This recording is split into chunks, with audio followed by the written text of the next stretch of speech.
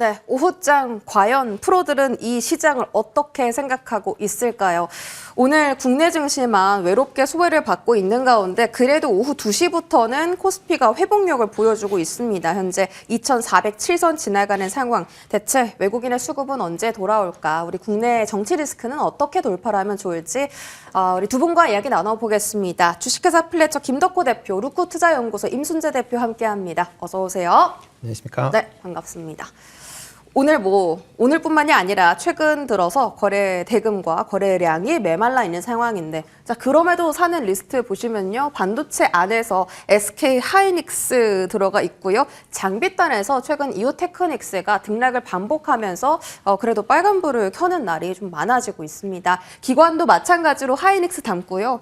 아침에는 삼성전자를 많이 담더니 오후장에는 하이닉스가 1등으로 올라왔습니다. 반도체 안에서 이스페타시스, 한화 인더스트리얼 솔루션즈, PSK 홀딩스, 테크윈 같은 종목, 반도체 종목들이 지금 기관 순매수 리스트에 눈에 많이 띄는데 반도체가 바닥을 다졌다라는 이야기는 많이 나오고 있습니다. 업황 회복은 조금 더 실적이나 그 중국의 메모리 반도체 공급을 또 봐야 알겠지만 어쨌든 삼성전자도 그렇고 하이닉스도 그렇고 이제 더 이상 빠질 구간이 없다라는 이야기는 많이 들려오거든요. 그래서 지금 구간이 매수 기회인지 임순재 대표께 한번 여쭤보겠습니다. 일단 지금 상황이다라고 하게 되면 오늘 같은 경우는 지금 주가가 많이 빠졌다가 올라오고 있는 그런 모습입니다. 아마 연기금에서 어느 정도 지금 방어를 하고 있는 거 아닌가라는 좀 생각이 좀 들고 있는데요. 일단 코스닥 같은 경우 여전히 지금 낙폭을 줄이고 있지 못하지만 코스피만 지금 줄이고 있는 그런 상황이고요. 환율 측면에서도 봐도 아침에 1,480원대까지 올랐었던 환율이 지금 1,469원까지 하락을 하는 그런 모습을 보였습니다. 그만큼 정부의 그런 이제 노력이 지금 들어오고 있지 않나라는 생각이 들고 있고요.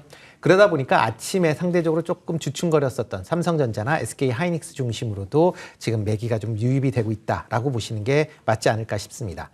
일단 지금 HBM과 관련된 여러 가지 얘기들이 긍정적인 얘기들이 좀 많이 나오고 있습니다. 여전히 HBM, AI에 대한 수요가 증가한다라고 하게 되면 HBM D램에 대한 수요도 같이 증가할 수밖에 없는 그런 상황이고요. 그렇다라고 하게 되면 관련돼서 국내에 있는 양대 회사뿐만 아니라 이런 HBM과 관련된 소부장 기업들도 같이 관심을 가질 수 있다라고는 보여집니다. 그렇지만 지금 반도체 업황을 본다라고 하게 되면 HBM뿐만 아니라 레거시 반도체도 같이 봐야 된다라는 겁니다. AI 반도체로서의 이제 시장 빠른 확대는 전부 다 인정을 하고 있지만 레거시 반도체로 이제 대표되고 있는 IT 산업에 대한 회복력이 여전히 더디게 진행되고 있다라고 보시면 될 것 같고요. 특히 이제 레거시 반도체의 매출 비중이 70%가 넘게 차지하는 상황에서 레거시 반도체의 회복이 늦어진다라고 하게 되면 그만큼 삼성전자나 SK 하이닉스 입장에서도 실적 개선세가 빨리 나타나긴 좀 어렵지 않을까라는 생각을 해보고 있습니다. 그렇다라고 하게 되면 지금 상황은 분명히 가격대로 봐서는 상당히 좀 저평가되어 있는 구간인 거는 맞긴 하지만 그렇다고 지금 당장 지금 상황에서 상승으로 반전한다라고 보기에는 조금 이른 시점이 아닌가라는 생각이 들고 있고요. 특히 국내 정치적 불안이 계속 지금 지속이 되고 있는 상황이 있다라고 하게 되면 아마 외국인들의 이런 이제 순매도 행진이 이어진다. 그러면 주가의 상승에도 상당 부분 제약으로 작용할 가능성이 있다라고 생각을 합니다. 네, 소보장단의 탄력은 나올 수 있어도 이게 업황 전반적으로 상승 반전에 들어간다라고 평가할 수는 없다라고 하셨고, 자, 우리 김덕호 대표님, 오늘 삼성전자는 떨어지는데 하이닉스는 2.6% 강세거든요. 아직도 HBM에 대한 기대감이 불씨가 꺼지지 않은 것을 하이닉스의 주가로서 저희가 좀 확인을 할 수가 있는데요. 여전히 HBM 쪽은 2025년도에도 집중해서 볼 만한 재료다 이렇게 생각하세요? HBM에 관련돼서는 시장에 관심이 떨어진 적은 단 한 번도 없습니다. 네. 오히려 이제 레거시 반도체에 대해서 이제 의외의 평가가 나오게 되면서 삼성전자가 왜 이렇게 실적이 좋게 발표났지? 알고 보니까 창고 쪽에서 쌓아놨던 악성 재고들 한 번에 털어내니까 영업이익률이 빨리 올라왔구나. 그러면서 삼성전자가 단기적으로 좀 반등을 성공적이었던 게 이번 상반기였어요. 그러면 우리가 여기서 주목을 하는 거는 반도체라고 하는 것은 우리가 레거시 반도체 쪽 원래 나오는 매출인데 왜 악성 재고가 많이 나왔냐에 대해서 질타를 했던 것뿐인 거지 HBM 시장 자체가 뭔가 훼손이 됐다던가 변화가 됐다던가 이런 건 전혀 없었습니다. 오히려 지금도 애플과 브로드컴이 이제 작년만 하더라도 우리 이제 협업 그만하고 즐겁고 다시 보지 맙시다라면서 애플이 먼저 손을 끌었음에도 불구하고 다시 지금 GPU 시장을 다시 뛰어넘겠다라고 얘기하면서 두 기업이 동맹을 맺은 거거든요. 그러면 우리가 주목하는 거는 HBM 시장에 실질적인 변화가 있었다? 없었다라고 보는 게 맞습니다. 문제는 지금 삼성전자에 대비했을 때 SK하이닉스가 강세를 보이는 원인은 일단 SK하이닉스는 당장에 엔비디아 향 매출을 안정적으로 잡고 있는 상태고 그리고 여기에 블랙웨이 불량들까지도 기대할 수 있는 바가 크기 때문에 나오는 겁니다. 오히려 지금 공백 기간이 꽤 길어진 이 삼성전자 같은 경우에는 이제 기관들이 다시 조금 일부 매수를 하는 원인도 지금 아직 라인이 비어 있다라는 겁니다. 우리가 이제 HBM 계속 납품하겠습니다. 이 HBM 관련해서 가스라이팅 사실 1년 동안 지금 우리가 당한 결과가 5만 원꼴로 지금 났는데 부랴부랴 지금 인사교체를 하겠다라고 해서 뭐 DS 부문에 예하 있는 일부 단들을 이제 바꾸긴 했습니다만은 결국에는 컨트롤 타워는 바뀌지 않았다는 거지 않습니까? 그러다 보니 개인 투자자 입장에서도 삼성전자 올라오는 것은 반갑지만 그렇다고 해서 과연 좀 더 혁신적인 결과를 낮출 수 있을까? 이건 어렵다고 보는 겁니다. 네. 저는 그래서 일단 SK 하이닉스가 지금 주가가 올라가는 부분에 대해서는 SK도 여전히 바뀐 것 없다. 그리고 내년 같은 경우에는 HBM 당연히 잘 될 수밖에 없겠죠. 우리가 이제 그동안에는 엔비디아라는 한계 기업에 대해서 목매달렸던 것이 이제는 다른 기업들로부터 확산이 되어 가고 있기 때문에 저는 지금도 충분히 SK하이닉스는 조정시 매수 전략은 유효하지 않나라고 판단을 하고 있습니다. 근데 사실 그 삼성전자도 가능성이 있었던 게 HBM4 시장 때문이었는데 테슬라도 그렇고 지금 뭐 브로드컴도 새로운 AI 칩 개발한다고 하고 삼성전자한테도 사실 가능성이 열려 있는 게 아닌가요? 여전히 하이닉스만 봐야 돼요?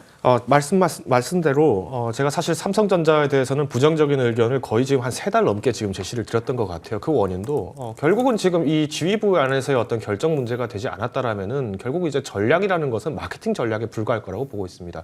뭐 아마 지금 언론에서 뭐 브로드컴과 그리고 애플이 이제 AI 칩을 개발을 하기 시작하면서 SK하이닉스와 삼성전자에 뭐 러브콜을 보냈느니 뭐 이런 기사를 보였을 건데 실질적으로 일어난 건 아무것도 없습니다. 오히려 지금 거론이 된 것뿐이고 지금 당장의 라인이 만약 TSMC가 증설을 가능하다라고 하면은 이 물량들을 누구한테 먼저 주겠습니까? 당연히 TSMC가 먼저 맡길 수밖에 없습니다. 그리고 GPU 물량이 당연히 이제 부진하게 되면 TSMC 입장에서도 얻을 수 있는 게 많기 때문에 그래서 지금 삼성전자가 굉장히 위태롭다는 겁니다.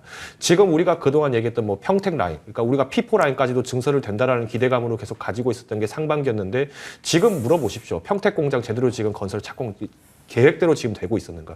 지금 셧다운하는 라인들도 있습니다. 네. 그러면 저는 삼성전자가 본격적으로 기지개를 펼 수 있는 방법은 딱 하나밖에 없다고 봅니다. 내년에 트럼프 정부가 본격적으로 취임을 하게 되고 이때 트윗이나 뭐 트윗뿐만 아니라 뭐 트루스 조셀에 이런 말 한마디 남겨있죠. 땡큐 삼성 또 한 번 써야 됩니다. 억지로 삼성전자가 미국의 공장을 지어서라도 그때 당시로 그러면서부터 다시 장기적인 어떤 반도체 물량을 받아올 수 있는 기회가 생기기 전까지는 지금은 삼성전자는 여전히 좀 위험하지 않나라고 판단하는 게 제 생각입니다. 삼성전자가 지금 기댈 곳이 굉장히 절박하네요. 일단 트럼프 차기 대통령의 그 멘션 하나를 좀 기대해야 되는 그런 절박한 상황. 소부장 잘 가는데요. 테크윙 올라가고 이오테크닉스도 강합니다. 물론 오전 대비해서 상승분을 반납하긴 했지만 오늘처럼 흔들리는 시장에서 이 정도 시세를 버텨줄 수 있다는 것 긍정적으로 평가를 해볼 수 있겠는데 소부장단 탄력 괜찮다고 우리 임순재 대표께서 그러셨잖아요. 소부장단은 지금 매수 기회가 있는지 어떤 쪽을 특히 좀 주목하면 좋을까요? 일단 뭐 소부장 관련된 부분은 뭐 시장 전체적 뭐 반도체 업황이 좀 부진하다라고 얘기를 해도 지금 각 반도체 업체들의 투자가 계속 이어지고 있는 그런 상황입니다. 그렇기 때문에 그런 관점에서 접근해 보실 필요가 있다라고 보여지고요. 오늘 움직이는 종목들, 소부장 관련된 종목들의 이제 많은 경우가 이제 HBM이나 아니면 이제 반도체 미세화 관련된 그런 이제 업체들이 상대적으로 좀 강한 그런 모습을 보이고 있습니다. 그만큼 향후 시장 자체가 이제 HBM이나 아니면 이제 미세화 공정과 관련된 그런 이제 부분에 좀 더 포커스가 맞춰질 가능성은 있다라고 생각이 되고 있고요. 그런 관점에서 본다라고 하게 되면 이렇게 이제 미세화 관련된 공정들은 여전히 좀 관심 있게 보실 필요가 있다라고 보여집니다. 특히 이런 종목들 같은 경우는 지금 전반적으로 계속 좀 주가가 하락을 하면서 어떻게 보면 지금 최근에 이제 바닥 따지기 수준의 이제 옆으로 횡보세가 이제 이어지고 있는 그런 상황이고요.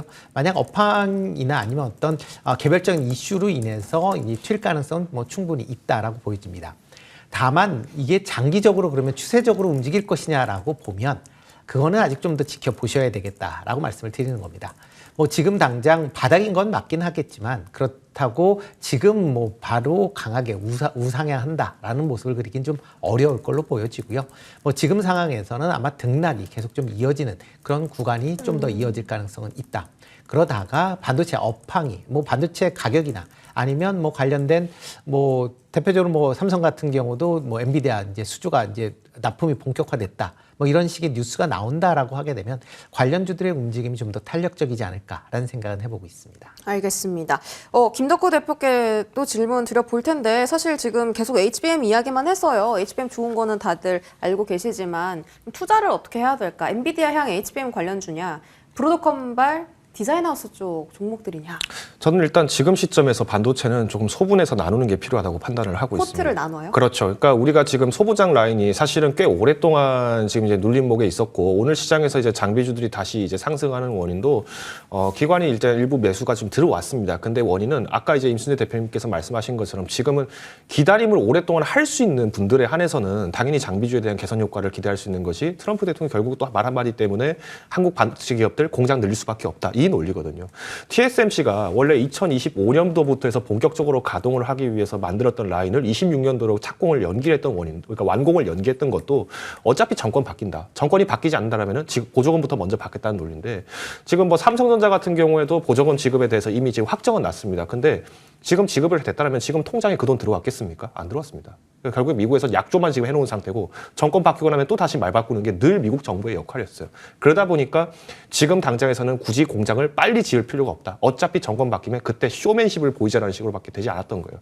그래서 제가 지금 계속 말씀드리는 게 아까 임순재 대표님도 장비주는 결국 지금 당분간에서는 좀 횡보를 하더라도 우리가 기업으로 봤을 때는 긍정적이기 때문에 유입이 지금 계속 되고 있다고 보는데 저도 마찬가지입니다. 장비주 단에서 만약에 매수를 좀 보겠다. 내가 그래도 좀 지금 시장이 어렵지만 여전히 지금 저평가가 되어 있는 것이 장비 단이라고 보신다라면은 국내, 그러니까 삼성전자나 SK향 주문에만 너무 목매이지 않으셨으면 좋겠어요. 차라리 인텔이나 퀄컴과 같은 기업들에서 매출을 잡고 있는 부품주라면 장비주라면 훨씬 더 기대가 크겠죠. 뭐 미코 같은 기업도 사실은 연초만 하더라도 굉장히 움직임이 좋았지만은 이후에 삼성전자나 SK하이닉스가 몰라가면서 여기에 지금 영향이 많이 떨어졌어요. 근데 오히려 이런 기업들은 지금 해외 비중이 계속 늘어나고 있거든요. 제가 볼 때는 미국이 트럼프 기조로 인해서 자국주의가 계속 강화된다. 그럼 미국에 있는 IT 기업들을 대상으로 해서 부품이나 장비를 납품하는 기업들이 좀 더 수혜를 보겠죠. 아마 SK 하이닉스는 그래도 안정적인 매출 자체를 꾸준히 만들 수 있기 때문에 내년에 20만 원 이상 돌파는 한번 기대해 볼 수 있겠지만 당장에 우리가 소부장 쪽을 본다라고 하면은 그렇다 하더라도 SK 하이닉스나 삼성전자의 의존이 높은 종목은 조금 축소하는 게 맞지 않나라고 판단하고 있습니다. HBM 장비주와 그 디자인하우스 맞춤형 반도체 쪽의 비교를 여쭤본 거였는데 그러면 지금 HBM만 말씀해 주신 것을 보아 맞춤형 반도체는 단기라고 보시는 거예요?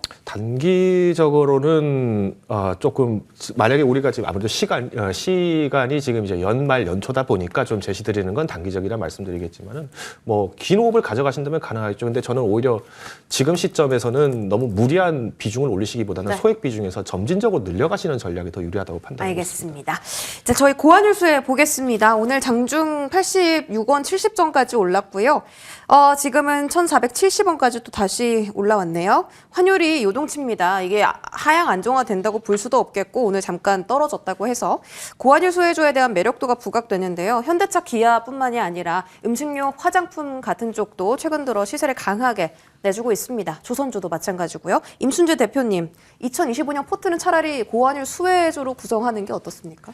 일단 뭐 고환율 수혜주가 물론 이제 긍정적으로 이제 이렇게 환율이 이제 원화가 약세를 보이면 당연히 긍정적으로 볼 수는 있습니다. 그렇지만 지금 이제 움직임을 본다라고 하게 되면 이게 환율이 올라간 게 이게 정치적인 불확실성이다라는 부분입니다. 이 부분이 쉽게 해결되지 않는다라고 하게 되면 국내 기업들의 수출량 자체가 줄어들 가능성이 있다라고 보여집니다. 그러면 수출이 뭐 특별히 증가하지 않는 상황에서 뭐 고환율이 과연 좋을 것이냐라고 하면 여긴 좀 퀘스천일 수도 있고요.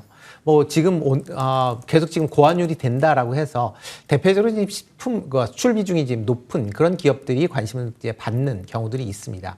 그렇지만 이런 수출 자체가 줄어든다라고 하게 되면 고환율에 대한 수혜도 예상보다 그렇게 크지 않을 가능성은 좀 있다라고 좀 생각이 되고 있고요. 그렇기 때문에 고환율 관련된 종목들을 과연 적극적으로 투자를 한다라고 보기에는 조금 퀘스천이 있을 수가 있습니다. 뭐 오늘 같은 경우 뭐 본다라고 하게 되면 지금 이제 그 항공 관련된 종목들이 조금 올라가는 그런 모습을 좀 보이고 있는데, 이런 경우에는 지금 그러니까 외국 관광객이 이런 원화의 약세로 인해서 한국 방문을 했을 때 상대적으로 씀씀이를 키울 수 있다. 그러니까 좀 더 과거에 뭐 작년까지만 해도 일본에 한국 사람들이 많이 가는 거와 비슷한 그런 이제 역효과가 있지 않을까라는 기대감으로 뭐 올라갈 수는 있습니다. 그러니까 그렇지만 그 연속성이 얼마나 될지는 좀 더 지켜보셔야 될 걸로 보여지고요. 네. 식료품 같은 경우에는 지금 얘기를 많이 하고 있지만 지금 식료품 대부분이 지금 수입을 하고 있습니다. 그러면 이렇게 원화가 약세가 된다라고 하게 되면 수입 관련된 비용이 증가할 수 있다라는 그런 우려도 같이 있으니까 그런 부분도 같이 좀 비교해 보셔야 되지 않을까 싶습니다. 네. 환차익을 얻을 수 있겠지만 수출량 자체가 줄어들 그 우려도 한번 짚어주셨습니다. 또 다른 고환율 수혜주로 분류되는 게 조선주인데, 사실 이 재료만 있는 게 아니죠. 인도 모디 총리가 또 요청을 하기도 했었고, 트럼프 차기 후보도 대통령도 요청했었고, 거기다가 미국에서 조선업 그 강화법을 또 발의를 했잖아요. 여러 가지 이슈로 봤을 때 조선주는 지금 조정 때 매수를 해야 됩니까?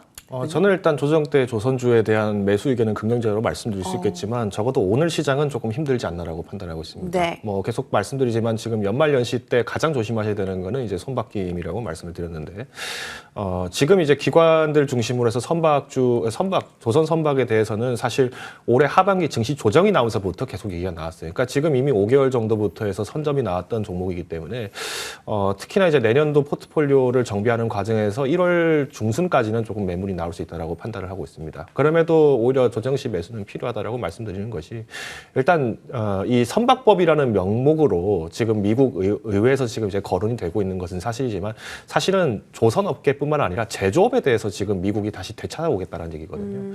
중국의 전략은 이제 저가 전략, 그러니까 우리가 중국 중앙 정부에서 말 그대로 기업들에 대해서 덤핑 전략을 시키고 있는 겁니다. 그러다 보니까 제조업 부분에서 가장 탄력을 많이 받았던 이 자동차, 특히 전기차 부분에서 시장 점유율이 굉장히 많이 올라갔었죠.